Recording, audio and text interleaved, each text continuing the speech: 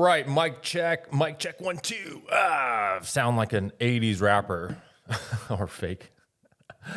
How's everyone doing today? Welcome to another episode of Chronicles of a Modern Day Samurai. This is, I think, my 6th, maybe 7th episode. And I got to tell you what, it was kind of like, I don't know, I'm familiar with being in front of the camera. I've done some modeling and some acting before. But this is a whole different animal. And to start... I did some like half-assed version of the podcast before, and it never really kind of worked out.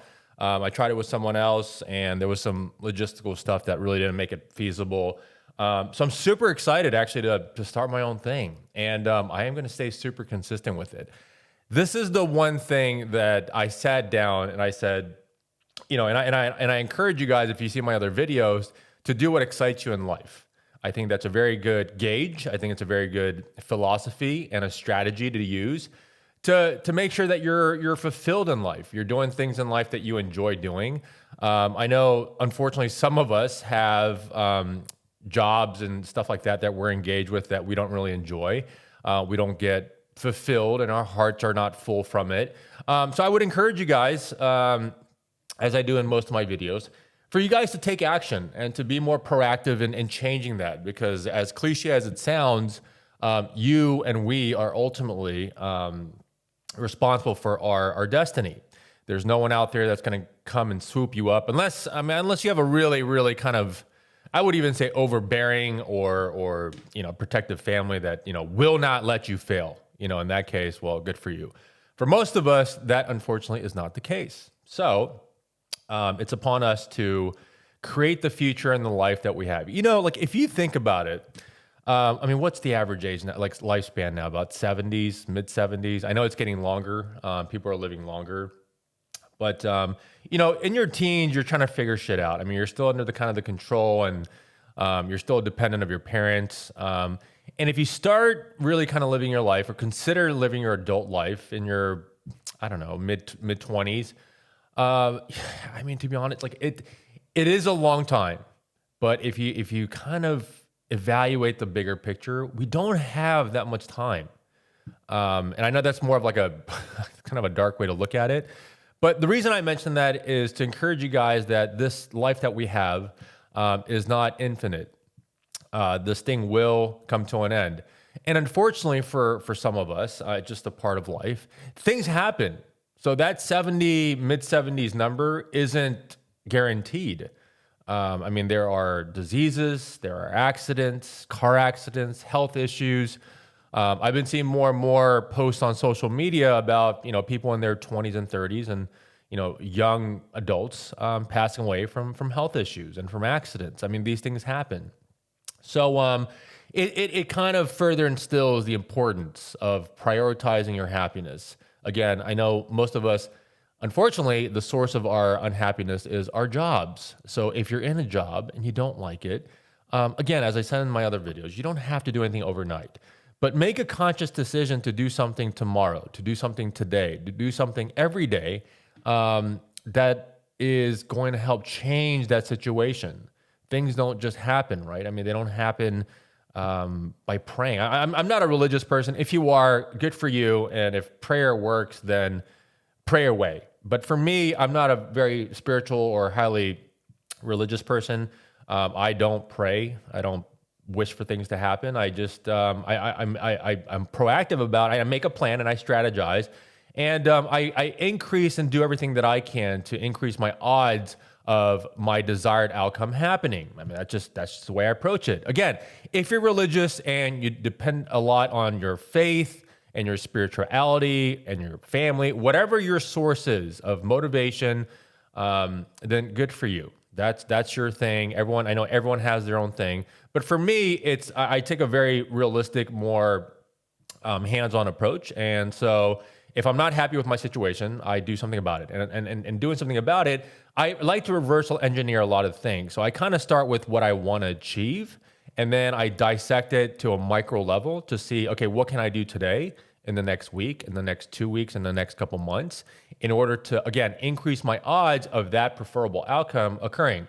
It's just the way my brain works. I can't do anything else. It's just the way it works. So I would encourage you guys, if you guys don't have a method than to look into that, to try to really put yourself in that mindset. So today's episode, we're going to be talking about a life of an American, a Korean American, more specifically, in Denmark. So I'll start off with a quick kind of background if you guys don't know already. I spent about 12 years, give or take, in Hawaii. I ended up going there working for the FBI. I did that for about 5 to 6 years. I ended up traveling for a year, came back to Hawaii, started a real estate business, and I did that for about another 5 years, 5 or 6 years. The reason we moved, I ended up meeting my now wife in Hawaii, and she was going to school and getting her business degree, undergraduate. And we met, and I remember promising her, because as guys, that's all we have. We have our word. So if you tell someone you're going to do something, you have to follow through on it. That's all we have, guys. It is so important that you follow through on your promises, because that defines your character. That defines who you are. If what you say and what you do differ, then your reliability, your trust factor with other people diminishes. So make sure that what you do is what you say, and what you say is what you do. I think that makes sense. So I promised my wife, now Christina, that if we ever ended up starting a family, that we would move closer to home. And her being Norwegian, it was halfway across the world. Lo and behold, it happened, right? She got pregnant with our now son, Levi, which I sincerely miss. Christina and Levi are actually in Norway right now with their grandparents up in near Trondheim, just having a good time. It's Levi's holiday from school, so she went to go see her parents and Levi's grandparents. So Levi was due in March last year, and I said, man, I'm gonna make good on my promise. And so, as opposed to staying in Hawaii, we decided to move closer to family, and I think it was about a month. I remember Christina literally crying and saying, "I don't want to travel. I don't want to be on a plane that close to our due date." I said, we'll be fine. We've got 4 weeks." So we actually went to California, rented a Sprinter van, like a camper van. Went to visit some friends in LA, and made our way through Yosemite National Park. I mean, just the most amazing trip. I mean, it was snowing, and we had a chance to do some hikes and camp. Honestly, it was like one of the best trips ever. If you haven't been to Yosemite National Park, I would highly recommend it. It's so scenic. I know a lot of Americans, we like to travel outside the States, to see Europe and Australia and, whatever. But there's so much beauty in America. Oh my gosh. I mean, look at the map. It's huge. And so naturally, there's a lot of really, really amazing parts of our country that we kind of like take for granted. And so it was a great opportunity for us to see Northern California. It was just a great trip. And actually, we caught a flight back. I think we were in LA, kind of Northern California, for about a week. We caught a flight back to Norway, and I kid you not, within like a week, Christina had started having contractions, and Levi was born. So we really were kind of pushing the envelope as far as like our traveling. So her fear actually did almost happen. Like she was so afraid of like, giving birth on the plane. So we kind of pushed it, but luckily, we ended up in Norway, and we were there for about a week before Levi came to us. So it all worked out. And we were in Norway for about 6 months. And the town we were in, Stavanger, great town, but it just it wasn't for us. I mean, Christina and I, our lifestyle is a little bit more active. We like to go out and eat, we like to explore.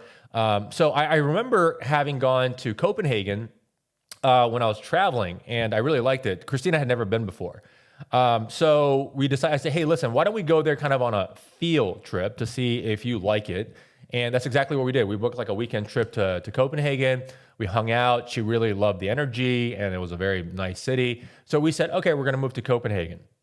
So we made the move. So we moved from Hawaii to Norway. Was there for about 6 months, and then moved to Copenhagen, Denmark. Now, why Denmark?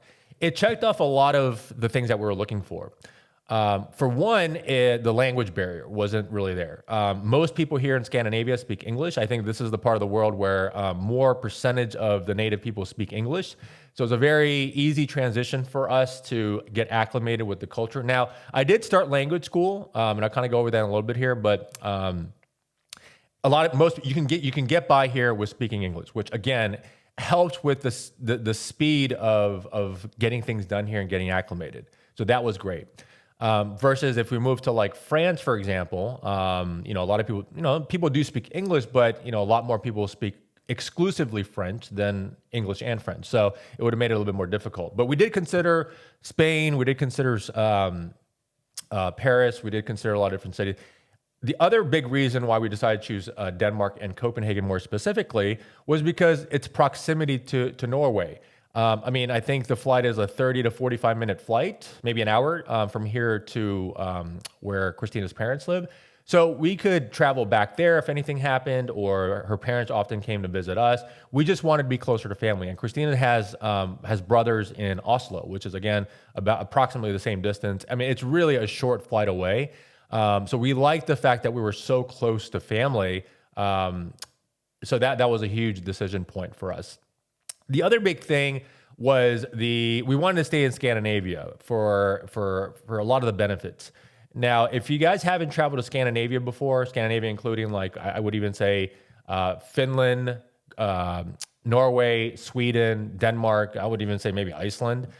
There's a lot of social benefits, and I'll kind of go over the benefits here in a little bit here, but there was a lot of great benefits as far as education because now we have a child, and we have actually another child on the way come due in October. But for raising a family, we knew that this was a really good place for us to stay. And so now as parents, that was a huge contributing factor as to the reason why we decided to stay in Scandinavia. So there's a lot of different reasons we came here to Copenhagen. We love the city itself of Copenhagen. There's so much to do. Again, if you haven't been here before, I would really highly encourage you guys to come visit. It's such a cute town. It's a bigger town, a bigger city, but it still has, they say that like kind of small town feel and charm. There's a lot of different neighborhoods and nooks that have its own energy. You might go to one area and it's like kind of posh, like Frederiksberg. You might go to a different area where it's kind of like hipster, and then there's a lot of like outdoor space. Since the weather's nice here and the winters are short, winters are brutal. The Danish and the Scandinavians really cherish being outside, especially now, in the summer when the weather's nice. There's a lot of different areas you can go, nice parks, and you could swim in the water. It's fantastic here. It's just a really, really nice city to be in. So for those reasons, we decided that Copenhagen would be a really good place for us to settle down. And so that's why we're here. Now, I kind of went over a couple of different reasons why we chose Copenhagen, Denmark to settle down, but I'll be going over a couple of the pros of being here in Denmark, more specifically Copenhagen. Copenhagen in Denmark has been over many, many years, over the last several years, been consistently voted in the top 3 and 5, I believe, the most happiest places on earth. Now, there's a couple of different reasons why. And I think in large part it's due because of the social systems. Now, school here is free for Danish citizens. If you have residency and you're legally reside here in Denmark, you get free education. That is a huge, huge, huge thing. I know in the US, public school may be free or very inexpensive, but once you get to a collegiate level, when you start going into universities and colleges, you're looking at tens of thousands of dollars in expenses in order to pay for and finance your education. Here in Denmark and in Scandinavia, in general, education is free. Furthermore, actually, here in Denmark, if you end up going to university, the government actually ends up giving you a stipend. So you actually get paid to go to school here, which is unbelievable. I know in America, a lot of, myself included, a lot of students end up graduating from university, and then once they graduate, they have hundreds of thousands of dollars in debt. So before they even get into the working world, they're already at kind of a disadvantage because now they have this massive student debt that they have to take care of. I remember I have a friend that went to NYU dental school, and again, I don't know the specifics of exactly how much, but when he finished his dental schooling at NYU and ended up going into the workforce, I think he said he had close to $500,000 in student debt, which is phenomenal as far as like how that's even possible. So a huge benefit to being here in Denmark is that if and when you decide to go to school, it's free. So I've even thought about going and getting a law degree here. So that's a huge benefit of being here in Scandinavia. The other big thing that obviously comes up a lot is the medical infrastructure or public health. I know in the US, for myself, again, this may vary from state to state and from policy to policy, but I remember when I had to get private insurance, I was paying somewhere in the neighborhood of like $400 to $500, and that's just for myself. So again, I'm not sure how much it is now for like an average family of four to get insurance, but I would imagine it's quite a bit, more. Maybe you're paying $1,000, $1,300. I'm not sure, but here in Scandinavia, you get healthcare covered. So if you have an accident or you get sick or need surgery, most of those things are covered. If you need to go to a doctor, you may pay like a small kind of like, what do they call it? Like a copay. But it's really, really nominal. So the medical infrastructure and the public health system here is phenomenal, as it should be in all countries. But again, it's something that I think a lot of people here take for granted because again, in the U.S., for example, if you get sick, you're kind of shit out of luck. I know a lot of Americans, unfortunately, don't even have insurance; they can't afford it. And even if you do work for a company that subsidizes or pays for a portion of your insurance, you still have to pay the deductibles. You still have to pay the copays. You still have to pay some sort of premium to have insurance. So I know for a lot of families out there or individuals, that is a big expense. So it's great that that's covered. You don't ever have to think about like, oh my God, like what if something happens to me? Like how am I going to pay for it? It's great. It's covered. So it's a feeling of like comfort knowing that, God forbid something were to happen, you don't have to worry about having this immensely large medical bill. I know in the States, medical bills can be the source or the culprit for filing bankruptcy and having to sell your home and lose your homes. I mean, we hear this too often. It's quite ubiquitous in the American culture. I don't know when that's going to change to have some sort of public option for healthcare. I know they're working hard on it, these politicians, but it really hasn't really gone anywhere, right? So that's a really good thing about living here in Scandinavia, the public health. As far as like the way that people live here and their thoughts on like work and play and leisure, it's much different. I know in the U.S., we're kind of like, go get them, we're a capitalist country and, we're all trying to get that dollar. We're all trying to like, beat the Joneses and have that house with the white picket fence and 2.35, whatever kids that we have the nicest car in the neighborhood. So there's a lot of social economical pressure when I was living in the U.S. to make sure that I was on top of my game. Here in Scandinavia or in Denmark, a lot of that societal pressure is gone because most people, they have jobs that provide a living for them. It's like any other country. I mean, there are people that have a lot of money here, but for in general, the middle class here, the middle to upper middle class, is huge. I mean, it probably makes up a larger chunk of the population here than the people that we would consider like the have-nots or have a lot of money. I think that's what really creates a strong economy is having a strong middle class. And I think there is becoming more and more of a gap between the haves and the have-nots in America. So the middle class is starting to diminish. And the people that are rich are getting ultra rich, and the people that are getting poor or kind of on the lower bracket of the middle class are really getting driven down to having like almost nothing. And so here in Denmark, that's something you don't see very often. You don't see homeless people here you'll see maybe one every now and then, but from what I hear and after speaking to some of my Danish friends, it's really more or less an option or more or less their choice because there are a lot of social programs to get them out of that situation. So it's great. Myself living in Hawaii for 12 years and seeing how the homeless population, the homeless issue has gotten worse and worse and worse and worse and continues to get worse. It just kind of breaks my heart. So being here, I know that there are things that we can do from a government level, from a policy level to eradicate homelessness. There are obviously a lot of different, aspects to that. It's not just, put a Band-Aid on it or throw some money at it kind of thing where you can solve it. It is a lot more complex, but it can be done. Scandinavia is a good example of how homelessness basically is not an issue. And so I think if you're a politician out there and you make law and you're responsible for oversight of these things, I would really encourage you to really study the different forms of government and the different policies that are being used around the world to see like how you don't have to reinvent the wheel.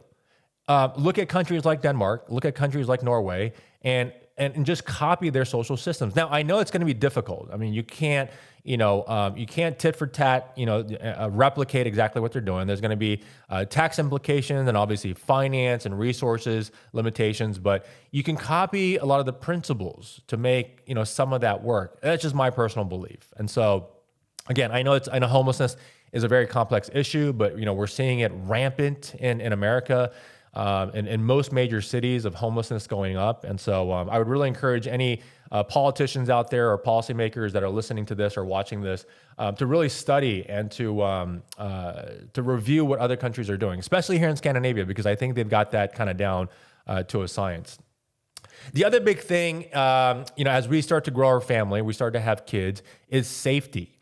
I don't watch the news too much. I don't watch American news too much just because it's so depressing and it's just all, school shootings and all that. But it's become so commonplace that we see another school shooting. I think I read some statistics that there were over like 300 school shootings last year, which, if you just take one a day, there's one school shooting a day on average in America. For fuck's sake. I know we have like 325 million people, but this does not occur in other parts of the world. I assure you that. I've been to enough countries and I've traveled enough and I've lived enough outside the US to understand that is just not normal. That is not normal for a 13 or a 14-year-old kid to come to school or go to a shopping mall with an AR-15 fully loaded and just unload. So safety is a huge thing. It's so safe here. I would almost argue and say that this is probably, this part of the world, Scandinavia, is probably one of the safest places in the world today. I'll give you an example. When we first got here, again, Levi being an infant, we traveled a lot and we got around a lot using our stroller. And when we first got here, we would see like lines of strollers outside of like grocery stores. And I'm like, oh, okay, that makes sense. Like you don't want to bring the stroller inside, you leave it outside and you carry your baby. No, the babies were sleeping inside the stroller outside the grocery store while the parents were inside shopping. Again, as an American, this idea that you leave your child, your infant outside sleeping of the store while you go shopping is unfathomable. If you're listening right now and you're from the States, could you even think about, could you even like wrap your brain around leaving your 7-month-old outside in their stroller to sleep while you go and buy burritos? It boggles my mind, and it still does. This is something that I still don't do with my baby. I still bring him in, but it's that safe here. There's a communal sense of safety. So, if stealing and theft and stuff like that does occur, we're all human beings. This is not like a crime-free zone, but it is really small. You get petty theft and stuff like that happens, but in general, stuff like that just doesn't happen. Another great example. A buddy of mine who I was working out with left his water bottle at the gym. Off in like a corner. Now, you could say, okay, well, the staff should have cleaned it. But I kid you not, 5 days later, that same bottle was still there. And I would guess and bet in the States that someone would pick it up and take it home. They just kind of leave you. Things are safe here. They leave things the way they are. And it just feels safe. You can walk down any street here and not feel threatened, like you're going to get robbed or anything like that, or stabbed or shot. Gun violence here is absolutely none. You never hear about it. So the safety thing is huge. I mentioned the homeless issue, that being basically non-existent here. The other big thing is transportation. Now, I know that there are cities like in Japan and Tokyo that the transportation system is a lot more efficient, but here it's very efficient. It is a little bit more expensive, I think. I ended up getting a month pass for the equivalent of like $65 US, but that's unlimited. So it is more expensive here. But overall, I mean, it gets you around the city. We don't have a car here. You know, we have what's called like I'm going to butcher the name, but I call it a lad cycle, or I think it's like a loo cycle, right? It's a cargo bike, and, you know, Christine and I and Levi get on, and we can get around most places in Copenhagen without having to get on the metro or take a car or a taxi. We never use a taxi here. For one, it's quite expensive, and secondarily, I mean, it's more efficient. You'll get there faster using your bike. And so if you guys know it or not, Copenhagen is probably second to Amsterdam as far as like bike culture. It's a great way to get around. I mean, you see a lot more of the city, you feel a lot more immersed. So that's how that's our primary source of transportation here. So last but not least, this is something that, again, being a traveler, especially Christina and I, we love to travel. Our proximity here in Denmark. Now, if you know and understand the geography of Europe, Denmark is really strategically located right in the middle. So we can go to Norway quite quickly. We could even go to Finland or Sweden. I mean, Sweden is really literally like a metro ride away. You can get to Malmo here in like 35, 40 minutes. Germany borders Denmark, so we can get down to Berlin or Hamburg if we wanted to. We can take a nice road trip down to France. Spain is about, you know, maybe an hour and a half, 2 hour plane ride. So to get around in Europe is like, it's such a dream. I mean, as an American, you know, we fantasize about, you know, Barcelona and Paris. I could literally get on a plane, like catch a $60 plane and be in Paris for the weekend, grab some food, and then be back Sunday. And it was just like a weekend trip. I mean, to have that luxury as an American, I mean, it's so great. So I know we talked about a lot of the pros, and there are a lot of pros of being here in Denmark and in Scandinavia. However, there aren't pros without cons, right? So I'll go over some of the cons of being here in Scandinavia. The first of which is cost of living. Now, there is no escaping it.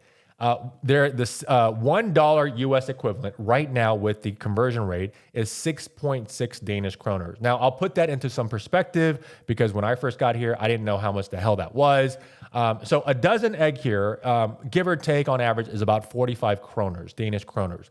Now, that is equivalent to about $7. Again, I'm not sure. I haven't kept up as far as like what the cost of eggs are in the US. I know they've gone up, but $7 for a dozen eggs, I think, is quite high.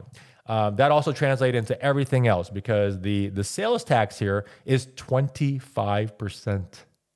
Yeah, you thought you had it bad. I know in Hawaii, I think the sales taxes, or in general in the US, the sales tax is anywhere between 4 and 7%.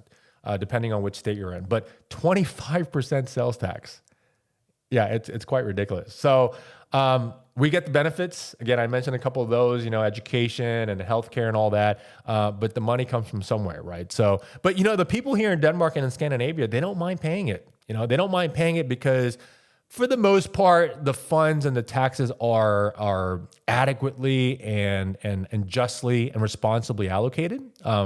So the people here don't mind. And it's a big part of the culture. You know, the taxes are high, but they get something from it. So they don't mind paying it. And as an American, it's hard to swallow that high tax. But again, I'm starting to understand that, hey, the tax dollars that I pay, it goes for everyone. And again, I'm not coming off like a socialist here. And I know that's a big, you know, that's kind of like a big thing in the States. Oh, you're such a socialist. And you're, you know, some people even argue and say, oh, you're a communist and stuff like that. But stop being ignorant, honestly. I mean, that's such an ignorant thing to say. I mean, I know there's a fine line to draw, and it's kind of a weird balance because, again, as an American being here, where a lot of the things are very, you know, they do stem from a lot of these socialistic or socialism ideologies. It is a stark contrast, and so I'm having a little bit of a difficult time kind of getting used to it. But I do see a lot of the benefits. In terms of the way things are done here. So again, high taxes, everything's super expensive. It's unescapable how expensive it is here. Going along with that, as far as it being expensive, the overall cost of living is really, really high here. If you're looking to buy, you know, a house here, it's very expensive.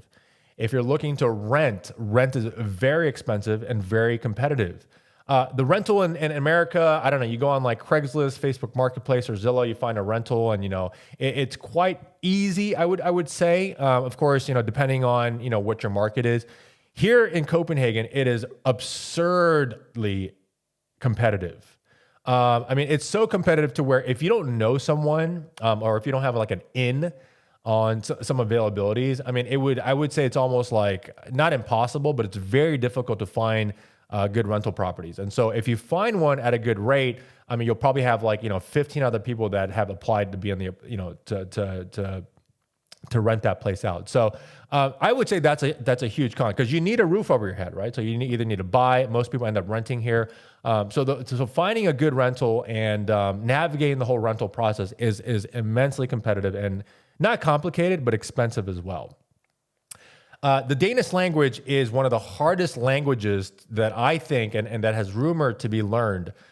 They say on average, the kids here end up learning the language a little bit later because of how difficult it is. I know the pronunciations and the grammar and everything is quite different.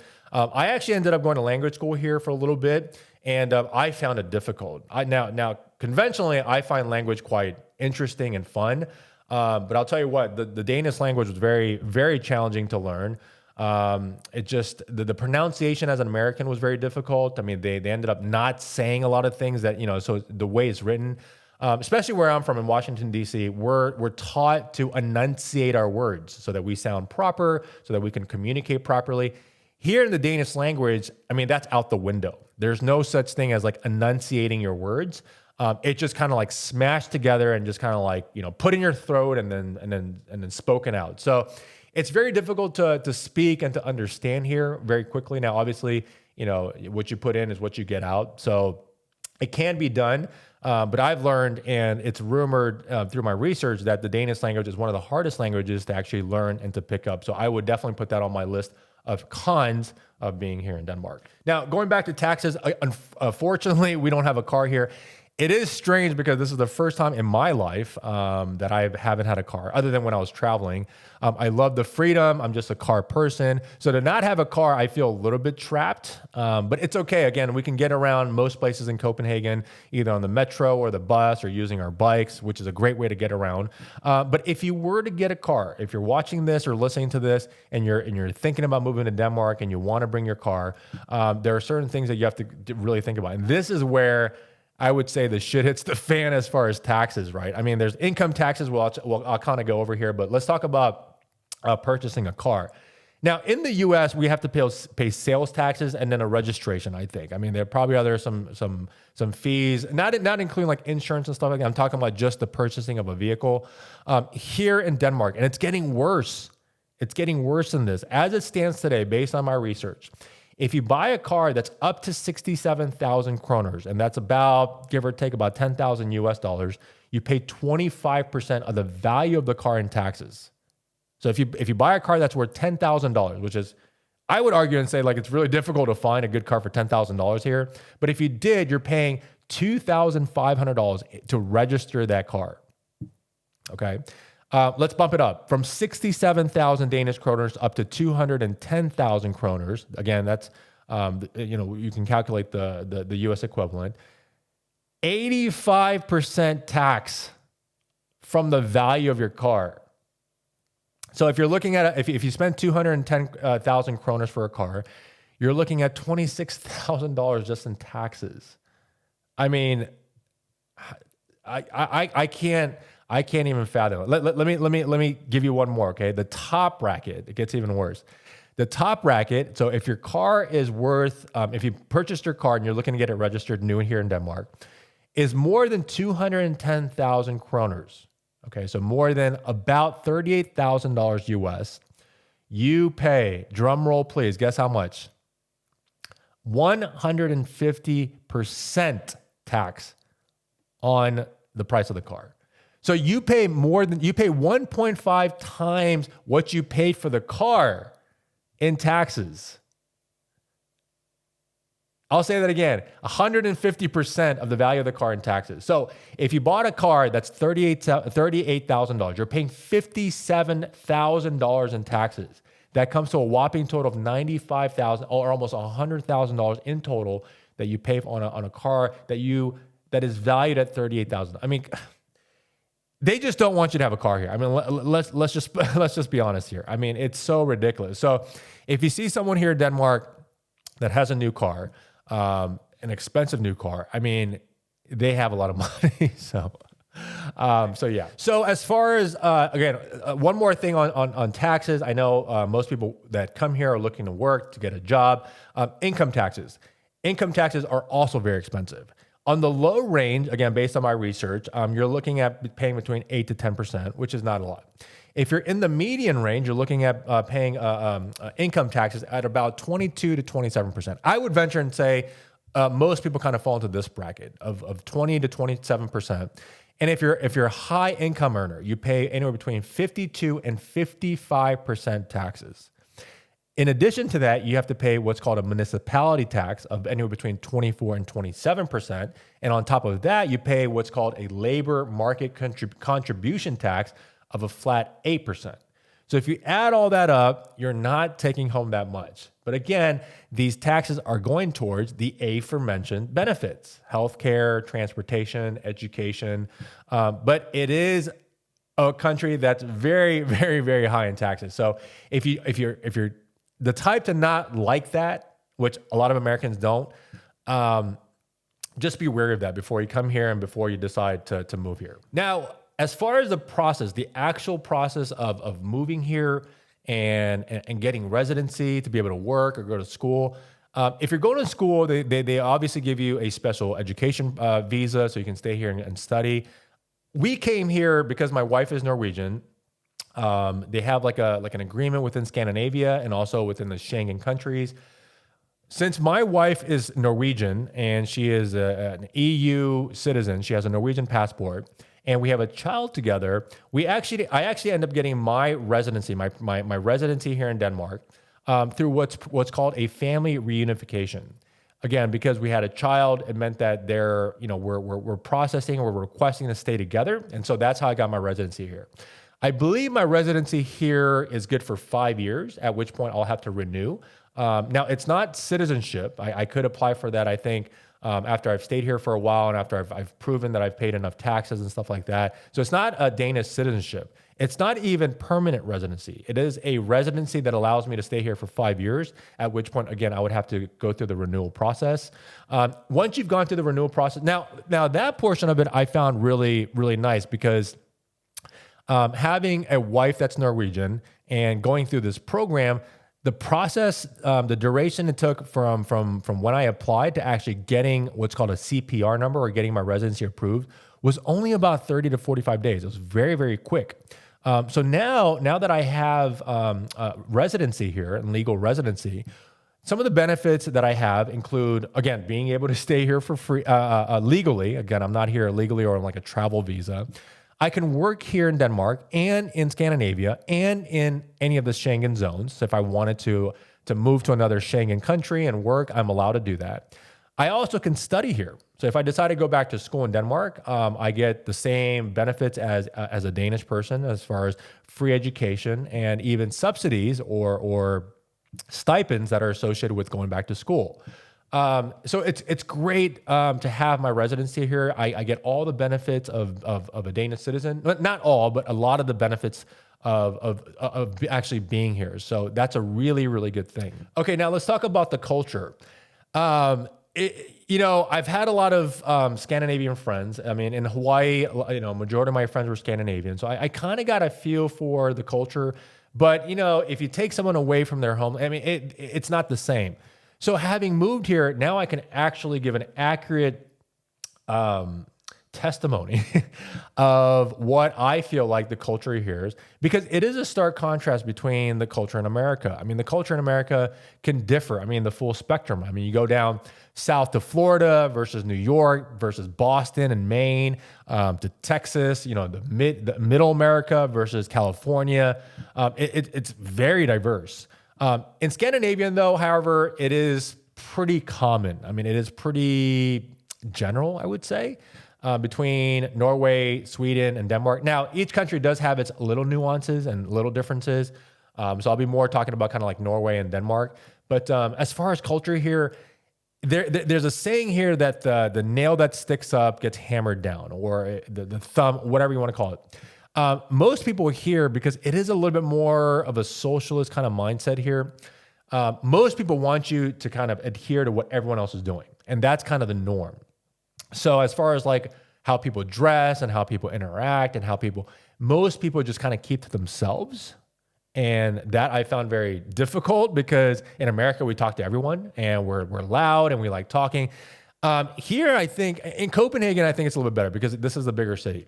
But you don't find it very often that strangers, especially on the train or the bus, end up sparking conversations. It's a very rare thing. I mean, coming from Honolulu, where hopping on the bus is an adventure of its own, you just don't see that here. So I found that very challenging. To go from one culture in America where we are very social versus here where most people keep to themselves. It would not be unusual for me to hop on a train. 90% of the people are on their phone or listening to something on their earpiece or headphones. And if you were to say hi, I mean, they would probably look at you like, "Why are you talking to me?" It's kind of an unusual thing. Now, if you're not a creep and you actually have genuine intentions of getting to know the person, they're very reciprocated. I mean, they will reciprocate that hospitality, but it's very unusual. Now, I think that part of like actually like sparking a new conversation with a stranger is a little bit more received because I'm Asian, and obviously when I open my mouth, I sound very American. So I think they're like, oh, okay, this guy's not from here, so this is okay. But I would say that if a Danish person were to talk to another Danish person, it would be a little weird. Like, why are you talking to me? Like, I'm commuting to work or back to home. Like, there's no reason for us to have this random conversation. And that's kind of the mindset. Now, I think that's changing a little bit. Because of, again, like the American culture is so ubiquitous with Netflix and with TV and all that. So I think that characteristic of Scandinavians is still what defines, unfortunately, a big part of the way, that people are here. So yeah, that's been a real challenge. And that's been something that I noticed within the culture. And really the last thing that I kind of noticed about the culture here in more or less in like Copenhagen, and I was really kind of dumbfounded because it's such a big city. It's such a metropolitan area. It is a central hub for a lot of other major cities in Europe. But I found it very surprising that it wasn't as diverse as I thought. Now, we live in a little neighborhood called Amma, which is only about a 10-minute bike ride outside, kind of the city center. Where we live, so if you get out of like the city center, the tourist area proper, the diversity really diminishes. Now, I'm used to that. I mean, I lived my whole life in somewhat homogeneous areas. When I was in Hawaii, a lot of Asians. When I was growing up, a lot of Caucasians. A lot of my friends are Caucasian. So this is something that didn't really alarm me. But if you're used to a very diverse world like New York, LA, for example, and you come here and you end up not staying in the city center proper, you'll find it like, oh my God, like this place really isn't diverse. It really threw me off guard. Like I told Christina when I first got here and I looked around, I said, hey, look around for a second. Like we were on the train. And I mean, at that time, again, it was just more observation, but I couldn't spot a single person that wasn't Danish or wasn't Caucasian. So that's kind of what surprised me because again, for being a city so central to Europe, for being a city that's so metropolitan, I thought the diversity would be a lot more diverse, but that kind of threw me off guard. But again, I guess it really depends on the area you are. So in conclusion, why did we move to Denmark? We moved because this place was it checked off a lot of the check marks we were looking for. Our priorities now are a lot different now. It's not just Christina and or I'm not just a single dude. We have a baby and we have another baby on the way. So we're raising and we're growing a family. And so our priorities have shifted to making sure that our children have the best standard of life, a standard of living, and are safe and are happy. And so based on those priorities, really there's no other place on earth that is as great as Scandinavia, in my personal opinion. So that's why we decided to come here, and we love it so far. I mean, we love it. Now the winters are gruesome. I mean, they're horrendous. We came here in October and had to go through that god awful winter. If you've been through a full Scandinavian winter, I mean, you know exactly what I'm talking about. I'm talking like, 90% of the day being dark, raining sideways, and snow, and it's just miserable. However, once you've gone through that, you do get the benefits of the great summers here, and the summers here are so great. I mean, there's so much to do outside, and so many great restaurants here. So yeah, if you haven't been here before, I would highly encourage you to visit Copenhagen, to visit Denmark. If you love nature and hiking, I mean, there's no better place than Norway to go to. The fjords, you can take boat rides and camping trips. I mean, it is absolutely gorgeous. I would put Norway, probably top 3 on the list of as far as like nature's concerned. I mean, Hawaii is definitely up there. I found New Zealand to be amazing. Norway's nature is amazing. So if you're a nature outdoor person, come here during the summer. I mean, you will not be disappointed. So yeah, so that's it for today's podcast. I hope you guys enjoyed it. If you have any questions, as far as our move here or the process to get acclimated and situated here in Scandinavia, or more specifically Copenhagen or Denmark, shoot me a message, leave a comment down below. I'll be sure to answer it the best I can. And I hope you guys enjoy these episodes. If you like the episode and you like the content that I'm providing, please, as cliche as it sounds, make sure you subscribe to my channel. And you like this video, but comment down below. I would love to interact with for you guys out there. If you're an American or an expat living here in Denmark, I would love to connect. If you're thinking about coming here or moving to Scandinavia, I would love to answer any questions you may have. But yeah, use me as a tool, use me as a resource, because I'm here. I've lived through it. I've gone through the challenges. I'm having the benefits of living here. So I would love to help any way that I can. But until next time, guys, thank you so much for listening. If you're listening on a podcast or if you're watching YouTube, thank you guys for watching. Until next time.